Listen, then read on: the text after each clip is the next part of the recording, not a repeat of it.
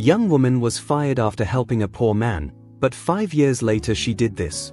In the dimly lit showroom of Pristine Elegance, one of the city's most elite clothing stores, Alice worked tirelessly to keep up appearances. At 23, she was ambitious yet humble, striving to prove herself as more than just another face on the retail floor.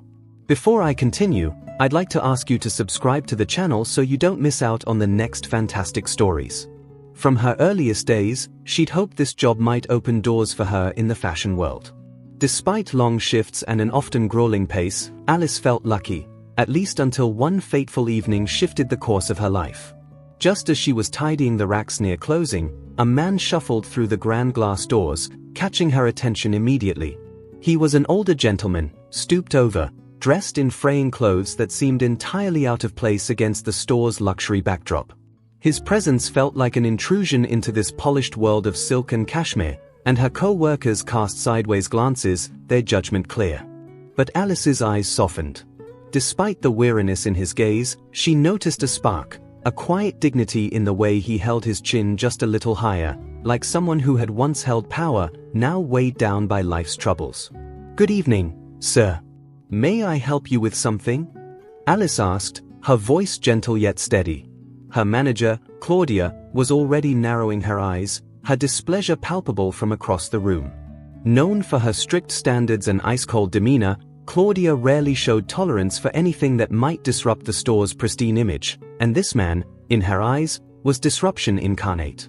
The man gave a shy, almost embarrassed smile. "I'm looking for a gift, actually. For my granddaughter," he said, his voice gravelly, betraying years of hardship. Alice didn't hesitate. Ignoring Claudia's glare, she gestured toward a display of delicate, handcrafted scarves, perfect for any age. She took the time to describe each one, selecting a soft lavender shawl with intricate stitching that brought a subtle smile to his face. But when he reached into his pocket, his hands shook, and he pulled out a small wad of crumpled bills.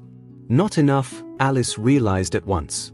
Without a second thought, she covered the difference, a quiet act that she hoped would go unnoticed. She could sense his gratitude as he thanked her, his words barely more than a whisper, but as he left, Claudia's sharp voice pierced the quiet. "Alice. My office. Now." In the small, stifling office at the back of the store, Claudia wasted no time. "What were you thinking?" she hissed, her tone laced with venom. "This isn't a charity. People like that don't belong here, and neither do you if you keep up these distractions." She paused, her voice softening with an edge that made it all the more cutting. "You're here to serve our real clientele, Alice. Not charity cases." Alice swallowed hard, her hands clenched tightly by her sides.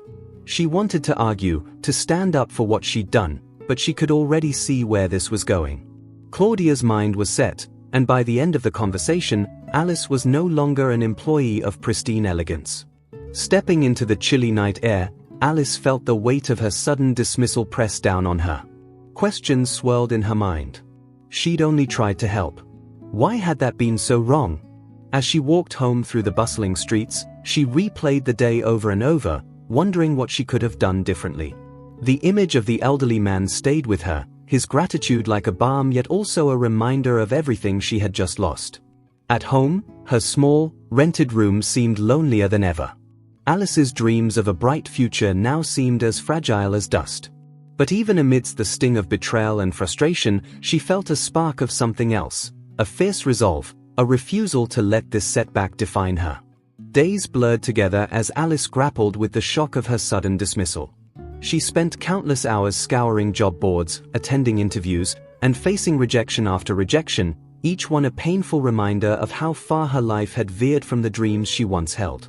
At night, her small apartment echoed with the silence of her loneliness, only broken by the soft hum of the city outside, a reminder of the life she was now fighting to reclaim.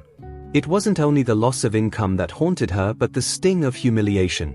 She replayed Claudia's words in her mind, over and over, as though sifting through them might uncover some hidden truth or revelation. But all she found was bitterness. She questioned herself relentlessly, had I really been so wrong? Had helping that man cost me everything? The frustration turned into resentment, which then settled into a heavy ache of disillusionment. Every morning, she ventured into the city dressed in her best, carrying herself as if she still belonged in the world of high fashion. But in truth, she was barely holding herself together. Her savings, meager as they were, dwindled fast, and the worry gnawed at her. Friends and family encouraged her to look for work elsewhere, but the luxury fashion industry had always been her dream. She'd fought so hard to reach pristine elegance, and the thought of starting over from scratch felt like climbing an endless mountain with no peak in sight. On a particularly cold afternoon, as Alice trudged through the rain-soaked streets, she passed by Pristine Elegance's polished windows. The sight of her old workplace felt like a wound reopening. She couldn't help but press her hand against the cold glass, peering inside as memories flooded back. Inside, the racks gleamed under warm lights, each garment pristine and alluring, as if mocking her. Claudia was there, bustling around with her usual air of superiority, entirely unaffected, her world untouched by the ruin she'd caused. Alice pulled her hand back, feeling a surge of something, resentment, maybe even anger. For the first time, she questioned the sacrifices she'd made, the countless hours, the endless compromises, all for a place that had tossed her aside like she was nothing. That evening, as she curled up in her small bed, the weight of despair settled over her like a thick blanket. Was this how her story would end? She closed her eyes, feeling tears sting at the edges. But in the darkness, something else surfaced, the memory of the elderly man she'd helped. His smile, the way he'd looked at her with genuine gratitude. Somehow, it brought her a glimmer of solace, a reminder of the goodness that could exist in the world, even if it had cost her everything. For reasons she couldn't fully understand, Alice found herself replaying their brief interaction, studying each detail. The warmth in his eyes, the hint of something sorrowful yet resilient in his expression. He had seemed out of place, yes, but not because he was poor, it was something deeper, something she couldn't put her finger on. The following days brought a faint shift in Alice's spirit. While the future still seemed bleak, she began focusing on small, immediate steps, finding part-time work, rebuilding her confidence, and envisioning a path forward, however uncertain it might be. Her neighbor, Mrs. Delgado, a kind elderly woman with a soft spot for Alice, took notice. One evening, she brought over a pot of homemade soup and a sympathetic ear. As they sat together, Mrs. Delgado held Alice's hand, her gaze tender yet fierce. "You're stronger than you know, Querida," she murmured. "Sometimes, life takes us down roads we'd never choose, but those paths often reveal what we're truly made of." Alice nodded, absorbing the words.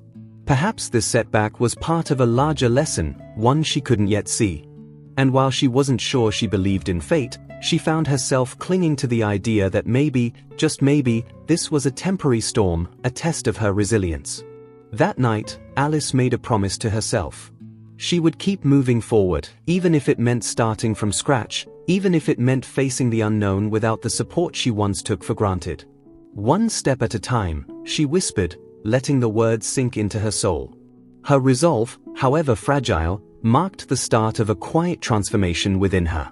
She wasn't merely surviving anymore, she was laying the foundation for a comeback, though she had no idea what that would look like. The weeks that followed were some of the hardest of Alice's life. Her days were now filled with small, unglamorous jobs that paid little but helped her stay afloat.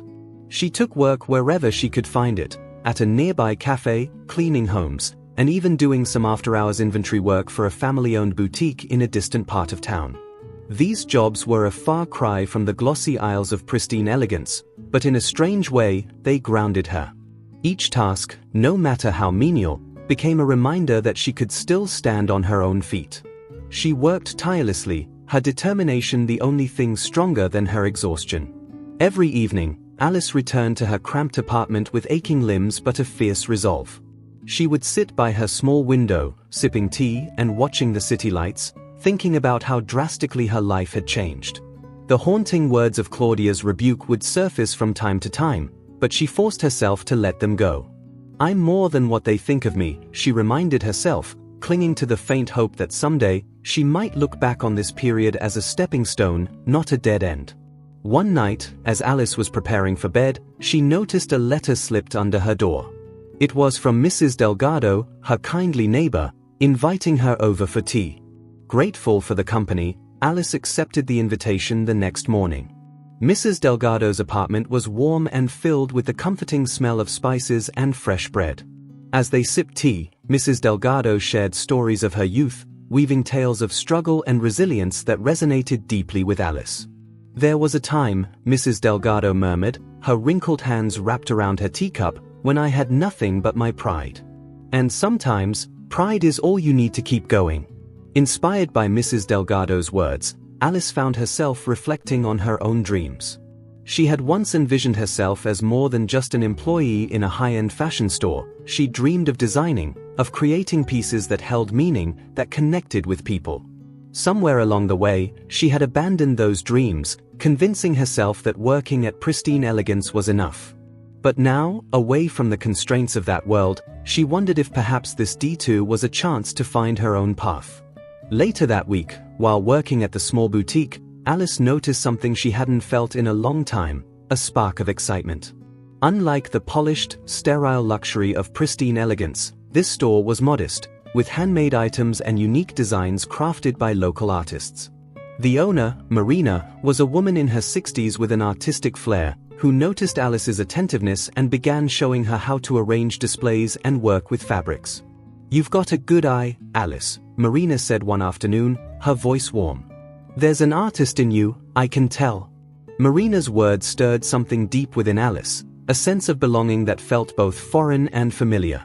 As she worked, she found herself experimenting with fabric arrangements, folding scarves with care, setting up displays that told stories. It was a small step, but one that rekindled her love for fashion, reminding her of why she had pursued this path in the first place. The boutique's customers were kind, often complimenting her taste, and she felt her confidence gradually returning.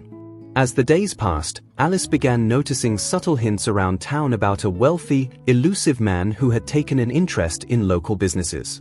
She thought nothing of it at first, until one evening when she overheard two women in the boutique discussing a recent mystery benefactor who was rumored to be on the lookout for businesses that aligned with his values.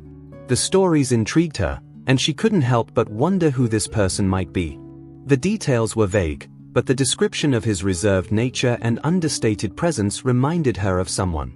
Every so often, she thought back to the elderly man she had helped at Pristine Elegance.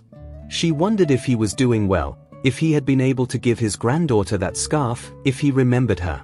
In her mind, his image was an emblem of kindness and resilience, a reminder that compassion could indeed cost something but was always worth the price. She sometimes entertained the idea that perhaps he was the one behind these mysterious acts of generosity, though she knew it was unlikely. Life moved on with a quiet rhythm.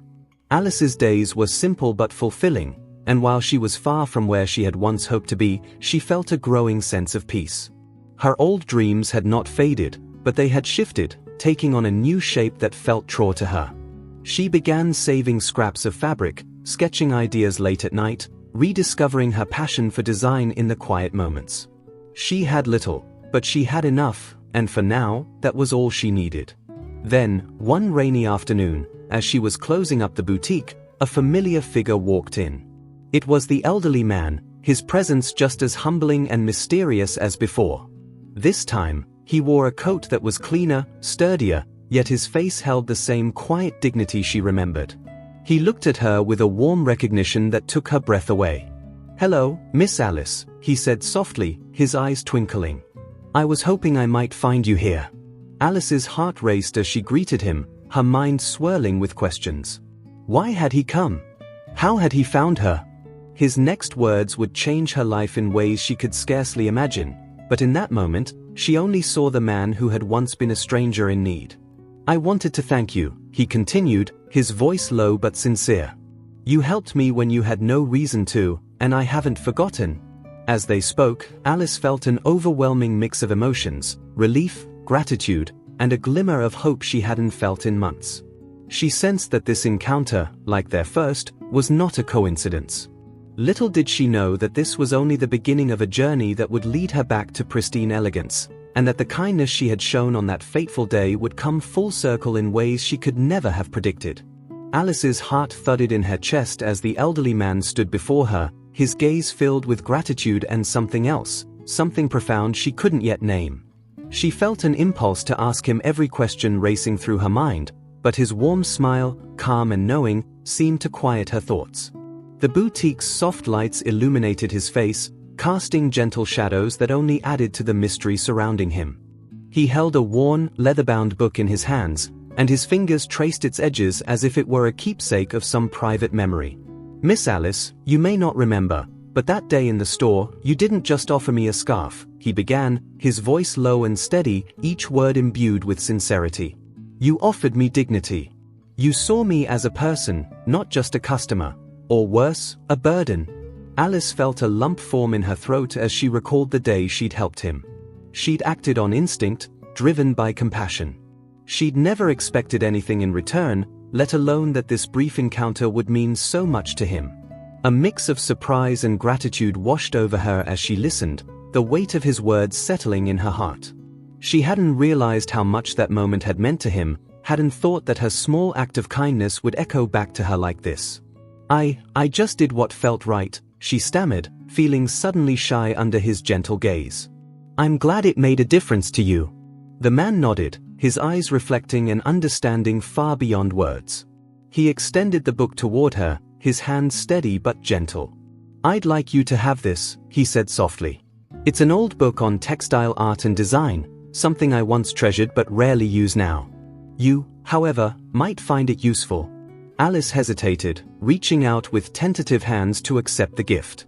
As she turned it over in her hands, she felt the worn leather and imagined the decades of love and care that had preserved it. The cover, embossed with faint, curling letters, read masterpieces in fabric, the art of textile craft. A sense of awe filled her as she opened the first page, where a delicate inscription read, "To those who see beauty where others see none." The words resonated deeply with Alice. Her voice faltered as she tried to express her gratitude. This means so much to me," she managed, barely above a whisper. "Thank you, truly." She felt as if he'd somehow looked inside her heart, gifting her not just a book, but a reminder of the dreams she had buried under the weight of survival. The elderly man smiled, his eyes crinkling with a kindness that was almost paternal. "Sometimes, our lives are transformed by the smallest gestures," he said, as if speaking from experience. "Never underestimate the power of seeing others, and yourself, with compassion."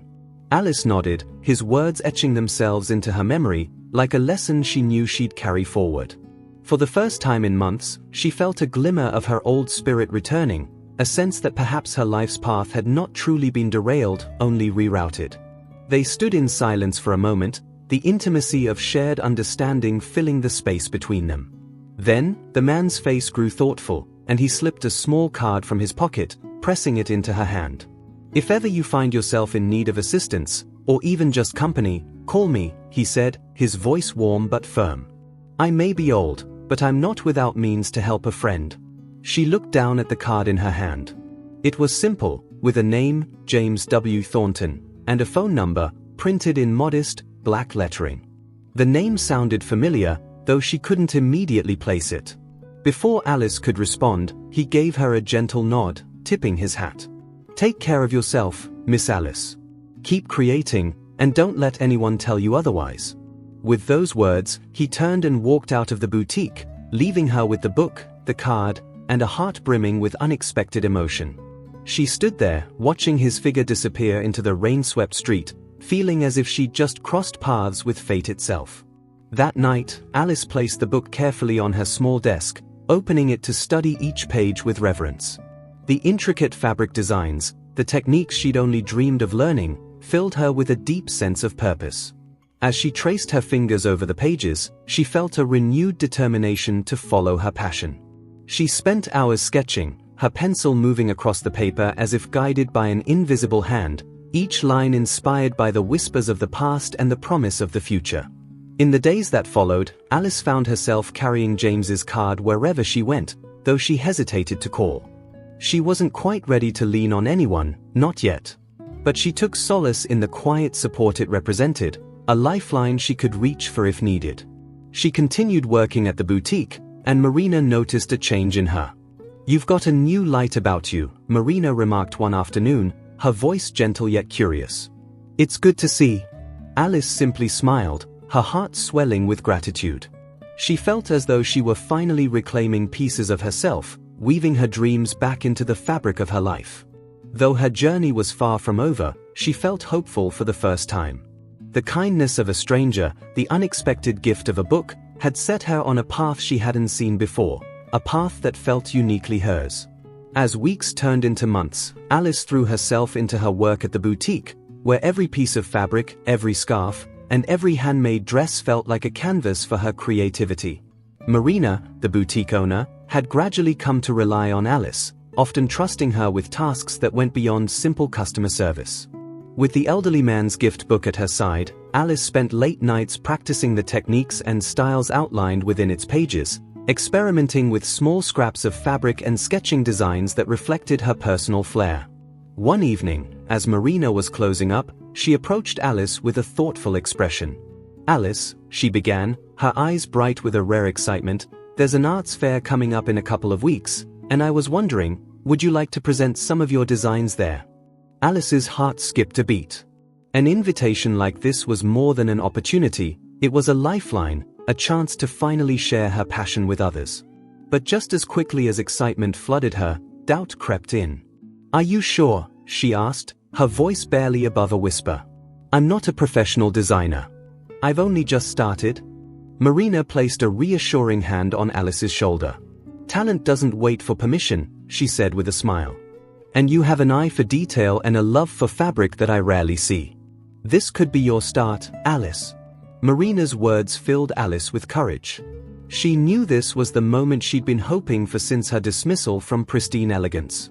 The memory of that day no longer filled her with bitterness. Instead, it was a reminder of how far she'd come on her own terms, with nothing but hard work and determination to guide her.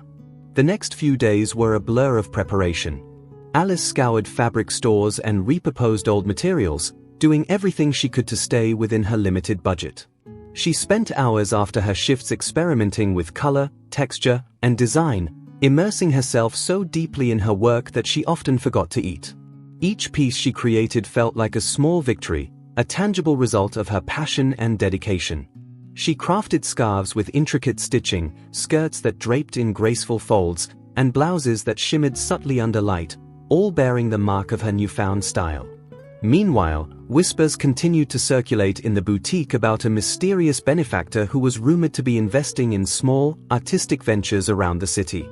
The local papers had dubbed him the Invisible Patron, and though no one knew his identity, the hints surrounding his interest in fashion and art kept Alice's mind returning to her encounter with the elderly man, James W. Thornton. Each time she thought of him, she wondered if their meeting had been more than just a chance encounter. But the questions remained unanswered, and her curiosity was tempered by the challenges that lay immediately before her. On the morning of the fair, Alice stood before the mirror, taking a deep breath as she prepared for her debut as a designer. She'd chosen a simple outfit, one of her own creations, a knee-length black skirt with a faint shimmer and a fitted blouse with delicate embroidered accents. Her reflection stared back with a mix of nerves and excitement, and she clutched James's leather-bound book, as if drawing strength from it. Marina joined her, offering a warm smile and a quick hug. "You're ready for this, Alice," she said, her voice brimming with pride. "You have everything you need to succeed." The arts fair bustled with life as vendors set up booths, displaying everything from handmade jewelry to paintings and custom clothing. Alice's booth was simple but inviting, adorned with her scarves, skirts, and blouses. She felt the eyes of passers-by lingering on her work, and the sound of genuine compliments from strangers filled her with pride. For the first time, she felt seen, not as an employee or a sales assistant, but as an artist with something of her own to offer. Just as Alice was beginning to feel at ease, she noticed a familiar face weaving through the crowd. Claudia, her former manager, stood just a few booths away, looking sharply dressed and unmistakably out of place among the fair's eclectic mix of artists. Alice's heart dropped. She hadn't expected to see Claudia here, in this world she'd come to consider her own. What could she be doing here? Alice wondered, her mind racing. She felt a mixture of fear and anger, the memory of her dismissal bubbling up like a painful bruise. For a moment, Alice considered hiding, but she knew she couldn't let Claudia's presence rob her of this moment. Steeling herself, she stayed at her booth, arranging her pieces with calm, deliberate movements. Claudia's gaze eventually fell on her, and her eyes narrowed in recognition. Alice braced herself as Claudia approached, her high heels clicking sharply against the pavement, her expression unreadable but her eyes betraying a hint of curiosity. "Well, Alice," Claudia said, her voice laced with a kind of forced politeness, "I didn't expect to see you here, showcasing, well, this." She gestured vaguely at Alice's work, her tone hovering somewhere between disdain and disbelief. Alice felt a flush of anger rise in her chest, but she kept her composure, meeting Claudia's gaze with quiet confidence. "Yes," Alice replied, her voice steady but firm as she looked Claudia directly in the eye, "I decided to pursue my own path. I wanted to create something that felt personal, something I could share with others in my own way." Claudia raised an eyebrow, her mouth curving in a faint, amused smile that felt more like a taunt than admiration. Her gaze swept over Alice's booth with the same air of scrutiny she had once reserved for employees, cold, calculating, and unimpressed. But Alice held her ground, refusing to let Claudia's disdain unravel the confidence she'd worked so hard to rebuild. Claudia's expression shifted into one of forced politeness. "Well, Alice, I suppose everyone has to find their way," she said, her voice carrying an edge of condescension. "Though I must say, this seems quite the departure from your former ambitions. I thought you were eager to grow within the luxury retail world." She let the words linger, as if to remind Alice of her dismissal, of the life she'd left behind. Alice felt a flicker of anger but resisted the urge to respond defensively. This was her space, her moment, and she wouldn't let Claudia take that from her. "Sometimes, life points you in a direction you didn't expect," Alice replied, her tone measured but unyielding. "I found something here that I didn't realize I was missing." She gestured to her designs, each piece a labor of love, crafted with her own hands, each fabric choice, every stitch a testament to her perseverance. Claudia's eyes narrowed slightly, her expression wavering between skepticism and surprise, as if she were confronted with a version of Alice she had never anticipated.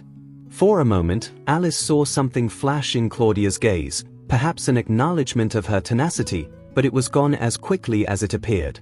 Without another word, Claudia straightened, brushing imaginary dust from her tailored sleeve, her eyes hardening once more.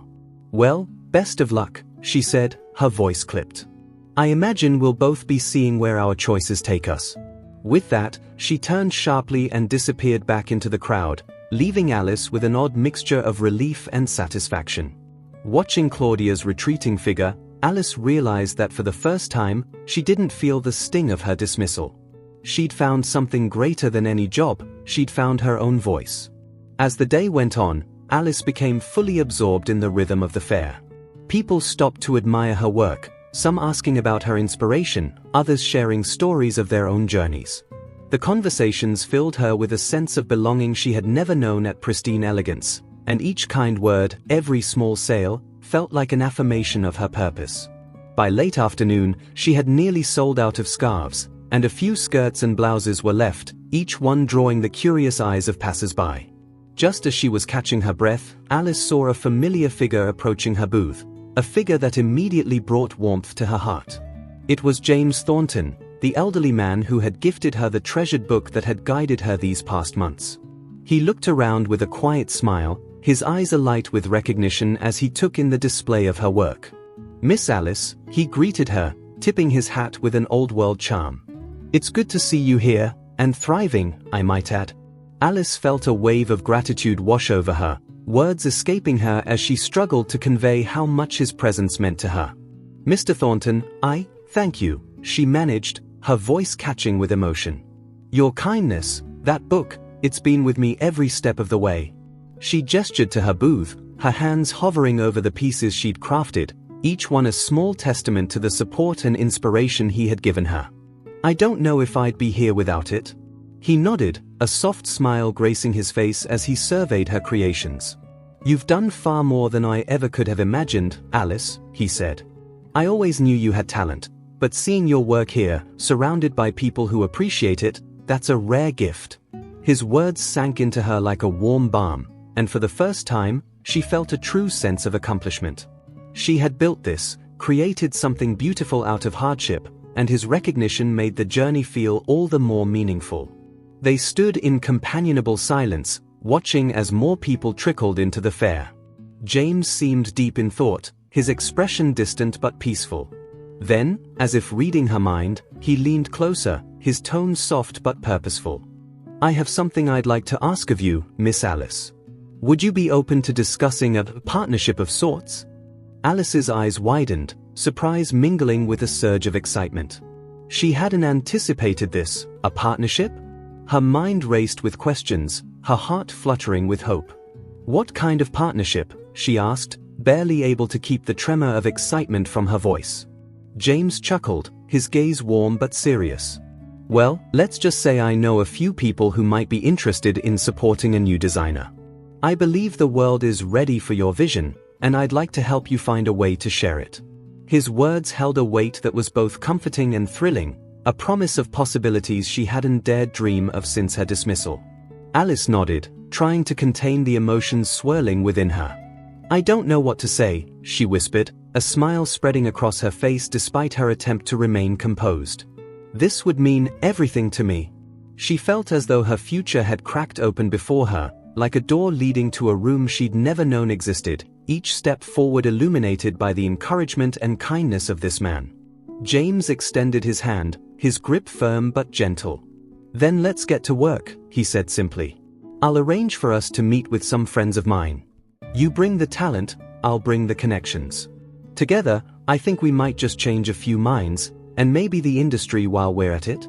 As they shook hands, Alice felt a surge of determination she hadn't felt in months. This was it, her chance not just to survive but to thrive, to prove to herself, and perhaps even to Claudia, that she was capable of greatness on her own terms. As the sun began to set over the fair, casting a golden light on the bustling streets, Alice knew that her journey had only just begun. She was no longer the young woman who had been dismissed and disillusioned. She was someone stronger, someone who had faced rejection and turned it into resilience. With James by her side, she felt ready to step into the future, whatever challenges it might hold, with a heart full of courage and hands ready to create. In the days following the arts fair, Alice's life began to shift in ways she hadn't anticipated. Her quiet world of late nights and modest ambitions was replaced by meetings, plans, and an excitement that pulsed through every hour of her day. True to his word, James Thornton connected her with a network of industry professionals, retired designers, stylists, and even a few fabric suppliers, all of whom seemed intrigued by the quiet, young designer James had taken under his wing. The fashion world was often ruthless, but under James's guidance, Alice felt as though she'd found a rare pocket of support. Their partnership evolved quickly, with James guiding her through the complexities of the industry.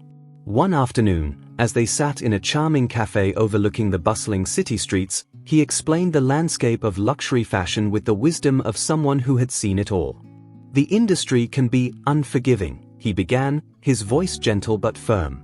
"But there's a hunger right now for authenticity, for something genuine. I think your work is a breath of fresh air in a world that's grown a little too accustomed to appearances over substance." Alice listened intently, her notebook open, jotting down notes as she absorbed his words. She felt a renewed sense of purpose, a commitment to bring not just beauty but integrity to her designs. At James's suggestion, Alice began working on a capsule collection, a small line that showcased her unique style, one that balanced simplicity with intricate, handcrafted details. She spent hours carefully selecting fabrics, drawing inspiration from both the elegance of high fashion and the raw authenticity of street style. Her goal was to create pieces that spoke to the heart, that felt personal yet luxurious, pieces that reminded her of the dreams she'd once tucked away. James would stop by her small workspace often, offering feedback with the same encouragement that had drawn her to him in the first place. Meanwhile, whispers of Alice's partnership with James began to circulate in the industry, reaching even the ears of Pristine Elegance. Claudia, upon hearing of Alice's new venture, reacted with a mixture of disbelief and irritation. She had always dismissed Alice as unremarkable, someone whose ambitions had been too lofty for her own good. Yet here she was, aligned with a man of influence, a man Claudia hadn't known Alice had any connection to. Her curiosity turned to a kind of frustrated interest. She found herself watching for updates, wondering if Alice's collection would actually amount to anything significant. The following week, James introduced Alice to Grace Leclerc, a prominent fashion editor known for her eye for emerging talent. Grace was sharp and sophisticated, a woman whose praise was hard-won. As they sat across from her in a sleek, minimalist office, Alice felt her nerves prickling. But Grace's questions were direct, almost clinical, probing into Alice's vision, her creative process, and her goals for her work. "Tell me, Alice," Grace asked, her voice crisp. "What sets your designs apart from the hundreds of others I see every day?" Alice took a deep breath, feeling the weight of the question. She had rehearsed answers, but now, face to face with Grace, she knew she needed to speak from the heart. "My designs aren't just about looking beautiful," she began, her voice steadying as she spoke. "I want people to feel a connection to what they wear, to remember that every stitch, every fold, is crafted by someone with a story. Fashion, to me, is about honoring those stories. It's about making people feel seen." She paused, meeting Grace's gaze with a newfound confidence. "My work is for people who value what's real, even in a world that celebrates the superficial." Grace's expression softened slightly, an almost imperceptible nod indicating that she was listening, truly listening. After a moment, she glanced at James, a subtle smile playing at the corner of her lips. "You're right, James. She's got something," Grace remarked, her tone almost approving. "Let's see what she can do." Alice felt a wave of relief and excitement wash over her. This was her first real step, an entry into a world she had once only dreamed of, now unfolding before her. Over the following months, Grace arranged for Alice's capsule collection to be featured in an exclusive industry showcase, a platform that highlighted innovative and sustainable fashion. The invitation was more than she had dared hope for, and she threw herself into her work with even greater dedication. James arranged for her to meet with local artisans, people who shared her values of craftsmanship and ethical production. She collaborated with them to incorporate elements of hand-woven fabrics and traditional techniques, infusing her designs with a blend of history and modernity. The excitement around the upcoming showcase reached Pristine Elegance, where Claudia was becoming increasingly aware of Alice's rising profile. Though she tried to dismiss the rumors, the reality gnawed at her. She couldn't shake the feeling that Alice's success might reflect poorly on her, that others might question why she had let Alice go so quickly. Fueled by a mixture of insecurity and professional jealousy, Claudia began digging for information, reaching out to her network to gather details on Alice's partnership with James. She wondered if there was a way to reassert her influence, to remind Alice of her place, or at least the place Claudia thought she should occupy. As the showcase approached, Alice's days became a whirlwind of final fittings, last-minute adjustments, and late-night revisions. She barely had time to sleep, yet each moment filled her with purpose. On the eve of the showcase, she found herself alone in her small studio, the pieces of her collection laid out before her, each one a testament to her journey. She ran her fingers over the fabrics, feeling the weight of the countless hours she had poured into them. Her eyes stung with a mix of exhaustion and pride. This was her dream, crafted with her own hands, built from every setback, every ounce of resilience she'd summoned along the way. When the day of the showcase finally arrived, Alice dressed in a simple, elegant ensemble of her own design, her nerves a quiet hum beneath the excitement. The venue was filled with people from the fashion world, buyers, journalists, and influencers, all mingling under the soft, golden lights.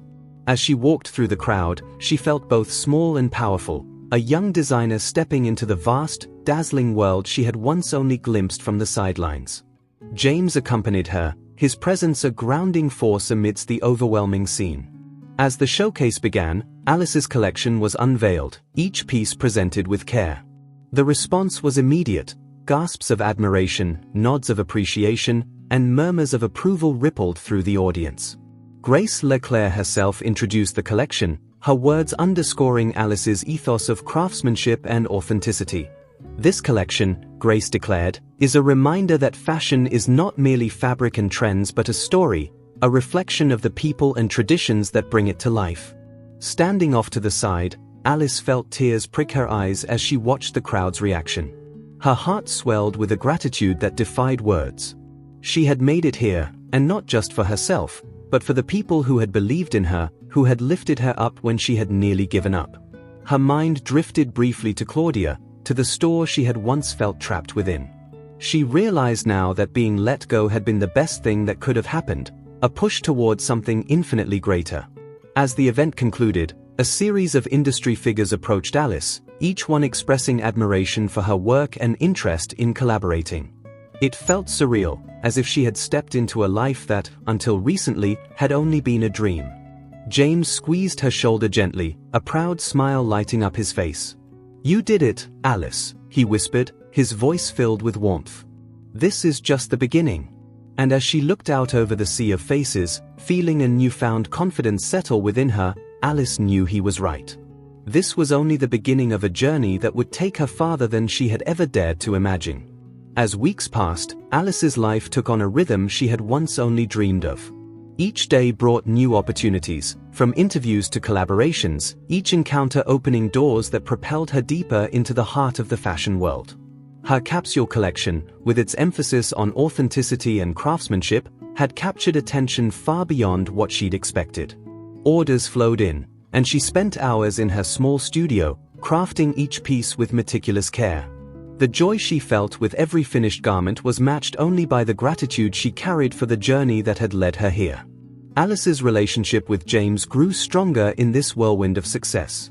He continued to guide her, sharing insights from his years in the industry, stories from his mysterious past that hinted at an influence she hadn't fully understood. They would meet for tea in quiet cafes or stroll through fabric markets, discussing everything from fabric choices to branding strategy. Yet, there was a reservedness in him that she respected. James offered support and advice, but he never imposed his will, allowing her to find her own way.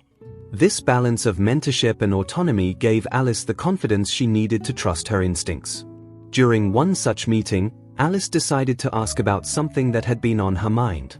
"James," she began carefully, "I've never asked, but how did you know I would succeed? Why did you help me when no one else did?" James paused, his thoughtful gaze resting on her for a moment. "It wasn't that I knew you would succeed," he replied, a hint of a smile touching his lips.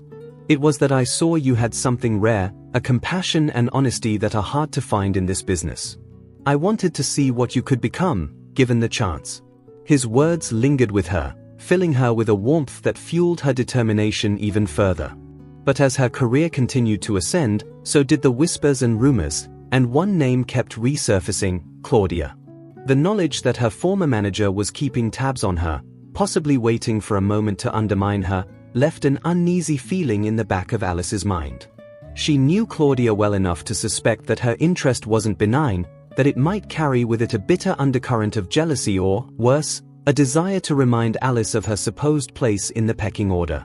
The tension between them reached a boiling point when Alice received an invitation to a high-profile fashion gala, an exclusive event where the elite of the industry mingled and networked.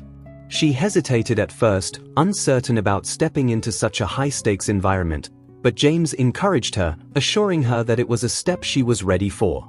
"You belong there as much as anyone else," he reminded her, his voice steady. "Your work speaks for itself, Alice. Trust in that." And so, with his support, she accepted the invitation, knowing this event could mark a new chapter in her career. The evening of the gala arrived, and Alice dressed in one of her own creations, a flowing gown that combined elegance with a touch of whimsy, inspired by textures and patterns she'd once only dreamed of working with. As she entered the grand hall, illuminated by chandeliers and filled with the hum of polite conversation, she felt a mixture of excitement and trepidation. The guests were a blend of designers, editors, and influential figures she had admired from afar. Yet here she was, part of their world, an emerging designer carving her own path. After an hour of mingling and exchanging polite conversations, Alice felt a tap on her shoulder. She turned, and her heart skipped a beat as she faced Claudia, who looked at her with a smile that didn't reach her eyes. "Alice," Claudia greeted her smoothly, her tone laced with an insincerity that was almost palpable. "I must say, I'm surprised to see you here. I didn't expect you'd be running in these circles so soon." The remark, thinly veiled as a compliment, held an edge that made Alice bristle, though she forced herself to remain calm. "Good evening, Claudia," Alice replied, meeting her gaze with quiet confidence. "I didn't expect to be here so soon either, but I'm grateful for the journey that brought me here." Claudia's eyes narrowed just slightly, as though searching for any hint of insecurity, any sign that Alice might still be that uncertain young woman she'd dismissed. But Alice held her ground, unwilling to let Claudia shake her. The brief exchange left Alice feeling both empowered and wary, a reminder that Claudia's presence in her world was not one of support. Throughout the evening, Alice kept her composure, navigating conversations with journalists and potential collaborators, each interaction further cementing her place in the industry. But Claudia's words stayed with her, simmering just beneath the surface. The event ended on a high note, with Alice making several promising connections and feeling a sense of triumph for holding her own in a space she once would have felt unworthy of. But as she left the venue, she couldn't shake the feeling that Claudia's presence was a shadow over her success, a reminder that the past could still find a way to disrupt her progress. In the days that followed, Claudia's influence made itself known in subtle, unsettling ways. Potential collaborators who had shown interest at the gala began to withdraw without explanation, their enthusiasm dimming just as quickly as it had sparked. It didn't take long for Alice to suspect Claudia's interference. Perhaps it was petty jealousy, or perhaps it was Claudia's desire to maintain control over her domain. Whatever the reason, Alice found herself facing obstacles she hadn't anticipated, small roadblocks that hinted at Claudia's reach in the industry. Determined not to be dissuaded, Alice confided in James, sharing her suspicions and her frustration. He listened carefully, his expression growing thoughtful. "Claudia represents the old guard," he said finally. "She sees your success as a threat because you've proven that there's more to this industry than the rigid standards she's built her career on." His words gave Alice strength, reminding her that her path was not about pleasing others but about forging her own legacy. And yet, she couldn't ignore the challenges Claudia presented, knowing that each subtle interference could derail everything she'd worked for. With renewed resolve, Alice began to double down on her efforts, reaching out to contacts directly, finding ways to work around the setbacks Claudia had tried to impose. She learned to navigate the industry's power plays, each challenge sharpening her instincts and teaching her to protect her brand, her voice, with an intensity she hadn't known she possessed. And though it was exhausting, each victory, no matter how small, felt like a step further from Claudia's shadow. One evening, after a long day at her studio, Alice received an unexpected message from Grace Leclerc, the influential editor who had taken an interest in her work. The message was brief but powerful. "I see what you're up against. Keep going. Real talent outlasts petty power plays." The message gave Alice a surge of strength, a reminder that she wasn't alone, that there were those who saw her value beyond the pettiness of industry politics. She saved Grace's message, reading it over whenever the weight of the challenges grew heavy. In the quiet hours of the night, as she worked tirelessly to prepare her next collection, Alice thought back to her journey, the dismissal from Pristine Elegance, the kindness of James, the encouragement of Marina, and the lessons each challenge had brought. The obstacles, she realized, had forged her into something stronger than she'd once imagined.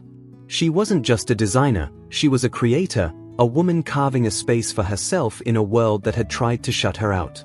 And as long as she held onto that truth, she knew she could withstand whatever storms lay ahead. Alice's days became a careful balance between creativity and strategic defense. She threw herself into her work, pouring all her passion and focus into her next collection, which she hoped would establish her as a serious voice in the fashion world. Each piece was crafted with intention, inspired by textures from her early days in Marina's boutique and refined by the techniques she'd studied from James's treasured book. The designs were bold but intricate, blending elements of high fashion with a raw authenticity that had become her signature style. Despite her determination, Claudia's interference remained a persistent shadow. Whispers of skepticism surrounded Alice's work. Clients who had once shown enthusiasm seemed to grow wary, their interest fading without explanation. Alice felt the weight of each rejection, each sudden withdrawal, and she knew that Claudia's influence was more insidious than she had realized. It was as though Claudia intended to dismantle her career before it had a chance to fully bloom, silently closing doors without ever confronting Alice directly. One morning, as Alice sat at her small kitchen table, her phone buzzed with a call from Grace Leclerc. Alice's heart skipped a beat, Grace had become one of her most valuable allies in the industry, and her support had carried Alice through some of the most challenging days. She answered with a quiet greeting, doing her best to mask the weariness in her voice. "Alice," Grace began, her voice soft but serious, "I want you to be aware of something." There was a pause before she continued. "There's talk going around, whispers that your designs aren't as original as you claim." Alice's breath caught, disbelief surging through her. "What? That's not true. Every piece is my own work, my own design." "I'd never," Grace cut in gently, her tone calming. "I know, Alice. I trust you, and that's why I wanted to warn you. These rumors didn't just appear out of nowhere. Someone is trying to discredit you." Grace's words hung heavy in the air, confirming what Alice had long suspected. Claudia was no longer just a distant obstacle. She was actively working to undermine Alice's reputation. Fueled by anger and frustration, Alice spent the rest of the day reaching out to trusted contacts, reaffirming her design's originality and authenticity. She drafted emails, set up meetings, and spoke openly about her creative process, determined to dispel any doubts before they could take root. Yet, the constant need to defend herself against invisible attacks drained her, sapping energy she would have preferred to devote to her art. The more she fought to protect her work, the clearer it became that Claudia's influence was like an unseen toxin, poisoning her path. In a rare moment of vulnerability, Alice shared her frustrations with James over coffee, her voice low and filled with anger she could barely contain. "I never imagined this would be part of following my dream," she admitted, her hands wrapped tightly around her mug. "Claudia's power reaches further than I knew. It's like she's determined to erase everything I've built." James listened intently, his calm presence a balm to her restless spirit. "Alice, Claudia is threatened by your talent, and she fears change. You represent a future that has no place for people like her." He paused, his gaze filled with conviction. "But you can't let her define your path. You've come too far for that." James's words lingered in her mind long after their meeting, becoming a mantra she repeated in her quiet moments of doubt. But Claudia's shadow remained. Alice couldn't ignore the subtle fear gnawing at her, that her career might be crushed before it fully began, strangled by the very industry she had once admired. With her collection nearly complete, Alice knew that her next steps had to be bold, that she needed to reclaim control and make a statement too powerful for Claudia's interference to overshadow. Then, one afternoon, Alice received an unexpected email. It was an invitation to participate in the New Voices in Fashion event, an exhibition known for showcasing emerging designers who pushed the boundaries of creativity. To her amazement, the invitation was signed by none other than a senior editor from Vogue, who had caught wind of her capsule collection and admired its unique style. The editor's message was brief but enthusiastic, expressing excitement to see Alice's work on such a prestigious platform. The invitation felt like a lifeline, a chance to showcase her designs in a way that Claudia couldn't easily sabotage. This event would draw a crowd of influential figures from the fashion world, people who were interested in the talent and innovation that Alice represented. As she reread the invitation, Alice felt a thrill that nearly overwhelmed her. This was more than a showcase, it was her opportunity to stake her claim, to establish herself as an independent voice in an industry that was just beginning to notice her. Determined to make the most of this opportunity, Alice dedicated herself to perfecting every detail of her collection. She selected each fabric, ensuring it embodied the subtle luxury she envisioned, and worked closely with local artisans to bring her ideas to life. Her collection took on an almost ethereal quality, blending modern silhouettes with traditional elements, each piece a fusion of her own story and the influences that had shaped her. As she watched the garments come together, Alice felt a surge of pride that transcended the fears and challenges she had faced. On the night of the event, Alice stood backstage, her heart pounding with a mix of anticipation and nerves. She had chosen a simple, elegant dress of her own design, one that echoed the minimalist grace of her collection. As she peeked out into the audience, she spotted several familiar faces: Grace Leclerc, a few editors from major publications, and even James, who gave her an encouraging nod from across the room. But her heart skipped a beat when she noticed Claudia seated near the front, her expression unreadable but unmistakably focused on Alice. The show began, each piece coming down the runway with a confidence and beauty that took Alice's breath away. She watched as the models moved gracefully, their movements a dance of elegance and strength, each garment a reflection of the passion she had poured into her work. The applause grew with each look, rippling through the audience with a genuine enthusiasm that filled Alice with a sense of triumph she had never known. By the time the final piece was presented, she could hardly believe this was her life, that the dreams she had once held in fragile hope were now unfolding before her eyes. As the show concluded, Alice was called to the stage, her name announced with pride. She stepped forward, her heart pounding, as the audience erupted in applause. She met Claudia's gaze briefly, catching a glint of something, perhaps surprise, perhaps resentment, but she refused to let it distract her. She focused instead on the warmth of the crowd, on the knowledge that she had earned this moment with every ounce of resilience she possessed. Grace approached her afterward, her expression beaming with pride. "You did it, Alice," she said, her voice filled with genuine admiration. "No one can take this from you." In the days that followed, the response to Alice's collection was overwhelming. Articles praised her vision, her authenticity, and her commitment to honoring both tradition and innovation. Offers poured in, from collaborations to features in prominent fashion magazines. Even Claudia's influence couldn't stifle the momentum Alice had gained. The industry had seen her work, recognized her voice, and embraced it.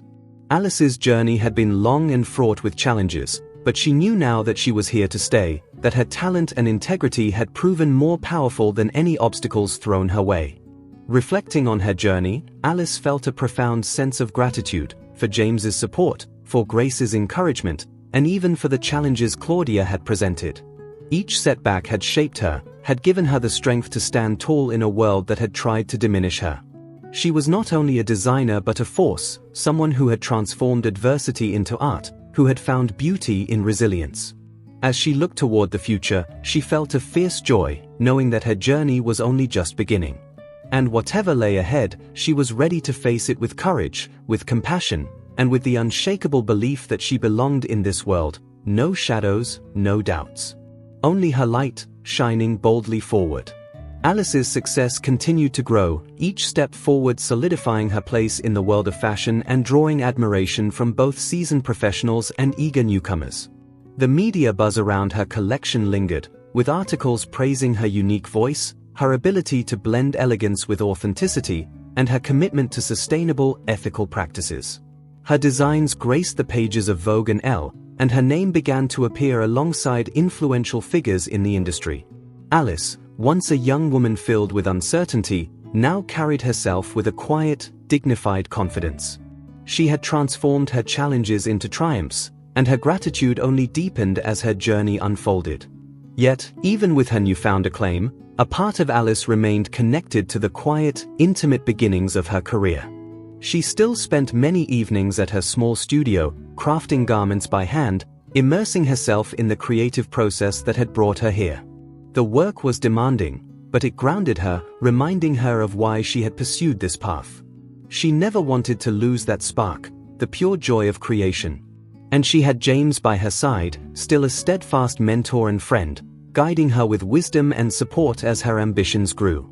One afternoon, as she was preparing for a meeting with a prominent designer who had expressed interest in collaborating, Alice received a message from Marina, the boutique owner who had given her a lifeline after she was dismissed from Pristine Elegance. Marina's message was simple but heartfelt. "I always knew you'd make it, Corrida. Seeing your designs in the magazines makes my heart proud." Alice felt a swell of emotion, remembering the early days of struggle and the kindness of those who had helped her along the way. Marina's belief in her had been a beacon of hope during a dark time, and Alice knew she owed part of her success to that unwavering support. As her career progressed, Alice felt a growing desire to use her success as a platform to give back. She dreamed of creating a mentorship program for young designers, a space where they could learn the skills and values that had sustained her through difficult times. She shared this idea with James, whose eyes lit up with approval. "It's a noble goal," he said, his voice filled with pride. "The industry could use more leaders like you, people who see the potential in others and help them grow." His words strengthened her resolve, and Alice began laying the groundwork for the program, envisioning a place where young talent could flourish without the barriers she had faced. While her vision took shape, Claudia's influence continued to fade, her attempts to undermine Alice's reputation diminishing with each new success. Claudia's frustration grew, as did the tension within Pristine Elegance. Alice's success had cast a shadow over the store's reputation, and whispers circulated among staff and clients alike. Some questioned Claudia's decision to let Alice go, while others noted that the store's prestige had waned without fresh, innovative voices to carry it forward. Claudia's once unquestioned authority began to erode, and the weight of Alice's rise created fractures in her carefully controlled world. But Claudia was not one to accept defeat lightly. Behind closed doors, she worked tirelessly to reclaim her influence, attempting to forge alliances with industry figures who still held sway. She even reached out to former clients of Alice's, attempting to sow seeds of doubt about the designer's commitment to high fashion. But Alice's authenticity and the undeniable quality of her work had created a foundation that Claudia's whispers could not shake. One by one, her efforts fell flat, leaving Claudia isolated, a figure from the past clinging to a power that no longer held the same sway. One day, Alice received a call from an old friend who still worked at Pristine Elegance, a stylist who had always supported her quietly. "Alice," she said, her voice hushed but animated, "you won't believe what's happening here. Claudia's been struggling to keep control, staff are leaving, and clients are demanding fresher designs, something new. It's like they've realized the store's lost its heart." Her friend's words struck Alice, reminding her of the values she had once held dear, values Claudia had dismissed. It was a bittersweet validation that the industry was shifting, moving toward a place that valued creativity and kindness over rigid elitism. As Claudia's hold weakened, Alice felt a sense of closure, as though the final echoes of her past had quieted. She no longer harbored resentment toward her former manager. Instead, she felt a deep gratitude for the challenges that had shaped her, even if they had come at a great personal cost. The journey had been painful, but it had pushed her to become someone stronger, someone capable of creating her own path. Claudia, in many ways, had served as an unintentional teacher, showing Alice what kind of leader she did not want to become. With her name firmly established, Alice found herself attending more events, speaking on panels, and being recognized as a voice of integrity in the industry. At one such event, she was invited to discuss her journey in front of a group of young designers. As she stood before the eager audience, she shared her story openly, from her dismissal at Pristine Elegance to the kindness of James and the support of Marina. She spoke about the power of resilience, the importance of staying true to one's vision, and the need for compassion in an industry often marred by competitiveness. The young designers listened with rapt attention, and Alice felt a warmth radiating from them, a hope that reminded her of her own journey. After her talk, several of them approached her, expressing admiration for her courage and seeking her advice. Alice was moved by their enthusiasm, their hunger for guidance, and she saw in their eyes a reflection of herself, a young designer with a dream, waiting for a chance to prove her worth. The moment solidified her commitment to her mentorship program, a project she now saw not just as an extension of her success, but as her legacy. In the quiet hours of the night, as Alice worked on the program's details, she realized that her vision had expanded beyond fashion. She wanted to create a community, a network of support for aspiring designers who, like her, needed someone to believe in them. She envisioned workshops, scholarships, and collaborative spaces where young talent could grow without fear of judgment or exclusion. This, she knew, would be her way of giving back, her way of transforming her hardships into a beacon for others. As she finalized her plans, Alice felt a peace settle over her. She had found her purpose, a mission that transcended personal success and offered her a sense of fulfillment she hadn't known was possible. Her career was thriving, her design celebrated, but it was this act of giving back that completed her journey, transforming her from a designer into a leader, a mentor, and a force for change. The mentorship program quickly became a central part of Alice's life, blossoming into a vibrant community of young designers who looked to her for guidance, inspiration, and support. Alice named it the Craft Collective, a nod to the values that had driven her own journey: artistry, resilience, and collaboration. The space buzzed with energy, filled with aspiring designers who had once felt invisible, now gaining confidence under her watchful eye. Alice spent hours with each one, helping them refine their ideas, teaching them the skills she had learned the hard way, and encouraging them to stay true to their creative visions. As the months passed, the Craft Collective became known as a breeding ground for talent, attracting the attention of established designers and industry insiders. Articles began to appear in fashion magazines, praising Alice not only as a designer but as a visionary leader reshaping the industry from within. The space was modest, a large open studio with worn wooden tables and mismatched chairs, but it radiated warmth and hope. Alice had built the community she had once longed for, and every time she saw a young designer gain the courage to present their first piece, her heart swelled with pride. One day, as Alice was helping a young woman choose fabrics for her first collection, her assistant tapped her shoulder, eyes wide with surprise. "Alice, there's someone here to see you. She says her name is Claudia." Alice felt her pulse quicken, a mixture of surprise and curiosity welling up inside her.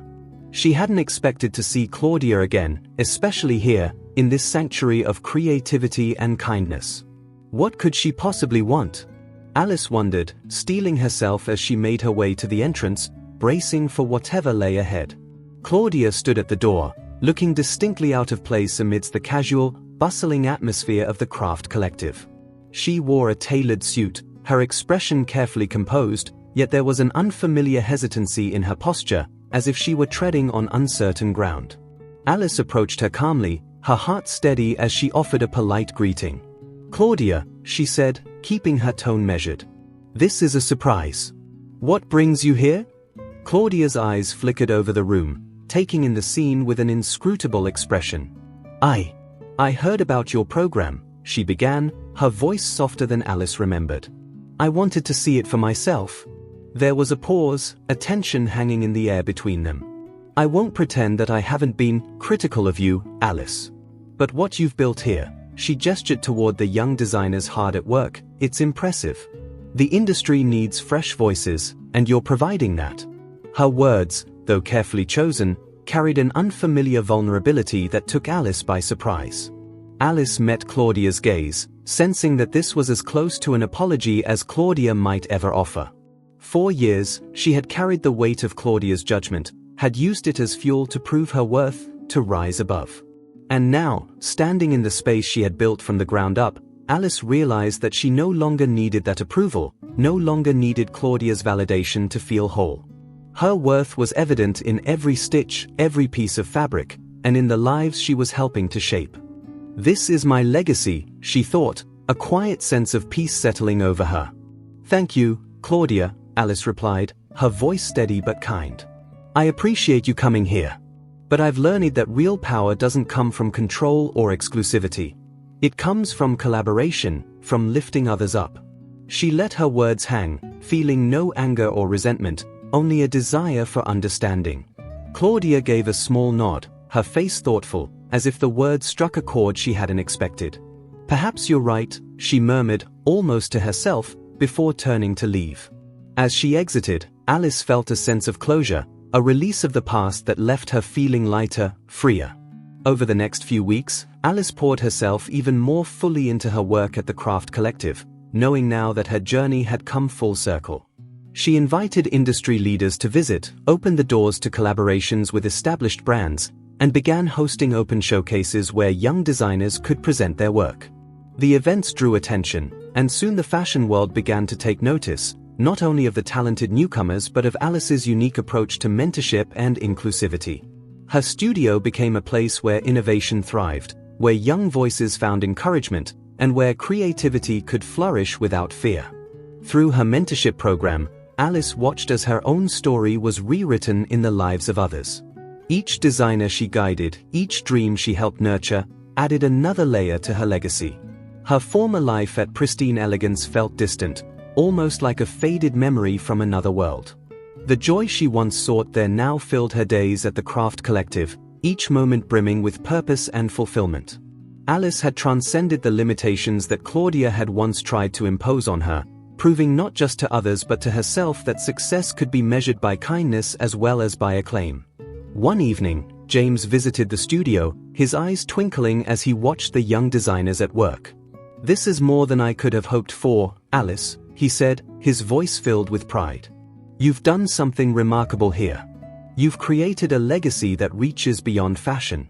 Alice smiled, feeling a swell of gratitude for James's unwavering support.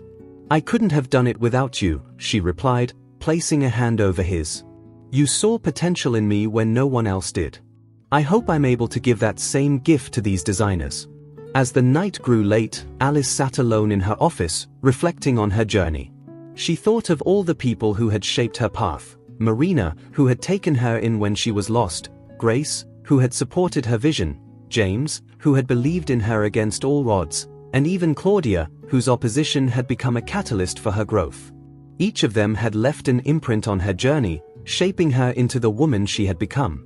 And now, she was ready to leave her own imprint on others, to continue a cycle of kindness and resilience that she hoped would last long after she was gone.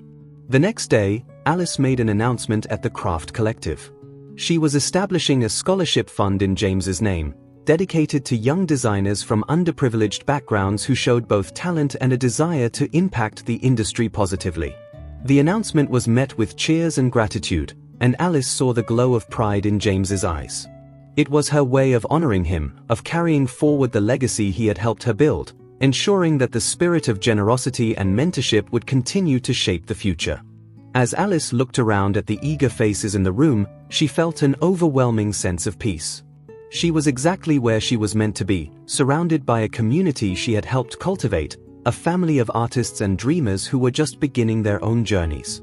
Her heart was full, knowing that her story had become something larger than herself, a story woven with kindness, resilience, and the enduring power of believing in others. The launch of the Scholarship Fund transformed the Craft Collective into something more than just a workspace. It became a haven for those who might otherwise never have had access to the fashion world. As the months went by, young designers from all walks of life applied, and Alice saw an influx of talent with fresh, raw perspectives. Some brought with them the influence of family traditions, others a passion for blending fashion with environmental causes or social justice. Watching them flourish under her mentorship, Alice felt a deep, unshakable pride, knowing that each of these designers carried forward her own story in a unique and powerful way. One of the scholarship recipients was a young man named Raphael, whose designs were bold, unorthodox, and inspired by the street art and vibrant colors of his neighborhood. Alice saw in him a fire she recognized, a hunger for self-expression that had once driven her. He was shy at first, uncertain if he belonged among others who had more polished backgrounds, but Alice guided him gently, encouraging him to trust his instincts and stay true to his roots. Under her mentorship, Raphael's confidence grew, his designs became more daring, and he blossomed into one of the studio's most promising talents. Over time, Alice noticed that Raphael's work began to draw attention. Fashion editors and influencers praised his unique approach, and he received offers from small brands interested in collaborating with him. Alice felt a rush of excitement watching Raphael's star rise, just as her own had years before. But more than pride, she felt a sense of completion, as if she had come full circle, now passing down the same hope and opportunity that James and Marina had once given her. For Alice, helping Raphael and others like him realize their potential felt as satisfying as her own achievements. One evening, as Alice walked through the studio, she noticed Raphael working late, bent over a sketchpad, his face illuminated by the soft glow of a single desk lamp. She approached quietly, watching as he added careful, deliberate strokes to his design. Sensing her presence, he looked up, a shy smile breaking across his face. "Alice," he began, his voice hesitant, "I wanted to thank you. Not just for the scholarship, but for everything. You saw something in me when I couldn't even see it in myself." His words resonated with Alice deeply, and she placed a reassuring hand on his shoulder. "Raphael," she replied warmly, "I've been where you are. Sometimes, it only takes one person to believe in you to make all the difference. But you're here because of your own talent and hard work. Don't ever forget that." Her voice was steady, filled with conviction. In Raphael's eyes, she saw a gratitude and respect that mirrored the feelings she had once harbored for James. She realized then that she had truly stepped into her mentor's role, that she had become for others what James had been for her. As the studio grew, so did its reputation. The Craft Collective began attracting visits from established designers, editors, and even a few industry veterans who were curious about Alice's approach. They admired her dedication to mentorship, noting the unique blend of individuality and community that permeated her studio. Invitations poured in for her and her students to attend exclusive fashion events, and the young designers thrived under the spotlight, presenting their work with pride and poise. Alice knew they were ready to step into the world, armed not just with skill but with a deep sense of belonging and purpose. One day, James came to visit the studio, looking at the young designers with pride.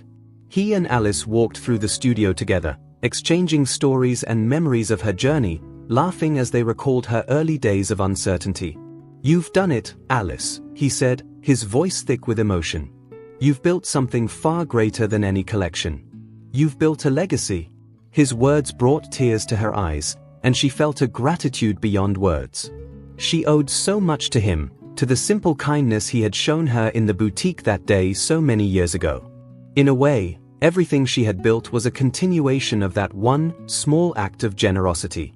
In the months that followed, Alice's mentorship program flourished, and she began to envision expanding the Craft Collective to other cities, reaching even more young designers hungry for a chance to grow. The idea excited her, filled her with a sense of purpose. She began planning for additional studios, selecting locations, and looking for partners who shared her vision. She wanted to create a network, a chain of sanctuaries where the next generation of designers could find community, support, and the encouragement to forge their own paths. Through all of this, Alice kept in contact with Marina, who had retired but remained one of her greatest supporters. Marina's quiet, unwavering belief in Alice had been a light in her darkest moments, and she now took great joy in seeing her former employee shine on a grand scale. They met for coffee occasionally, reminiscing and discussing the future of the Craft Collective. Marina would listen intently as Alice shared her plans, nodding with pride and sometimes offering advice from her years in the boutique. To Alice, Marina represented the roots of her journey, a grounding reminder of where she had come from. As the year drew to a close, Alice planned a showcase event at the Craft Collective that would feature both her own designs and the work of her students. She wanted to celebrate their achievements, to show the world the incredible talent that had emerged from the program. She invited influential figures from across the fashion industry, hoping the event would serve as a testament to the power of mentorship, of community, and of believing in the potential of others. The night of the showcase, the studio was alive with energy, filled with guests, each room brimming with excitement and admiration. As she moved through the crowd, Alice felt an overwhelming sense of pride. Her students were presenting their work with confidence, each of them glowing with the fulfillment of having their voices heard. Raphael's work, in particular, drew a crowd, and Alice watched with tears in her eyes as he passionately described his designs to a group of editors and potential collaborators. In that moment, she knew her mission had been fulfilled. She had given these young designers not only skills but a belief in themselves, a gift that would carry them far beyond the walls of the Craft Collective. The final moments of the showcase were filled with applause, laughter, and genuine admiration. Alice stood quietly at the edge of the room, taking it all in with a heart full of gratitude. The young designers she had mentored mingled with the guests, their confidence shining as they shared the inspiration behind their work.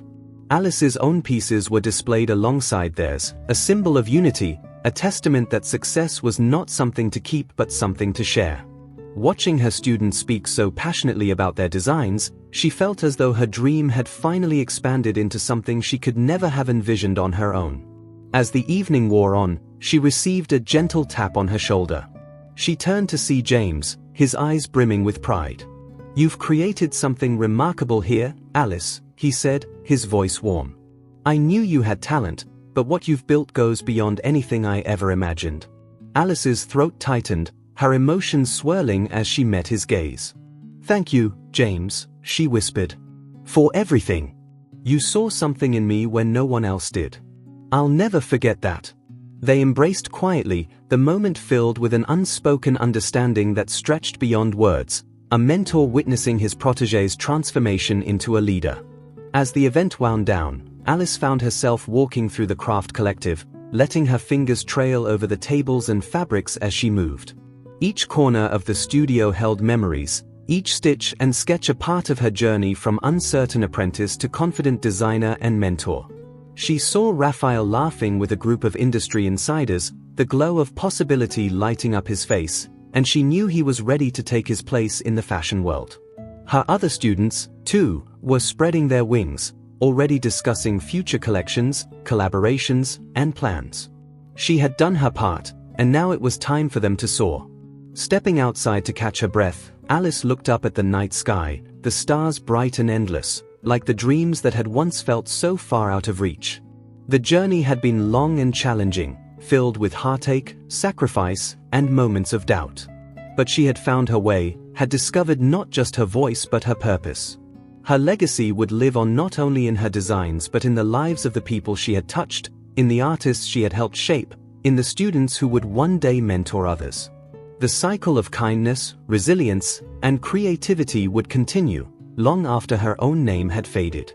Alice's thoughts drifted to Claudia.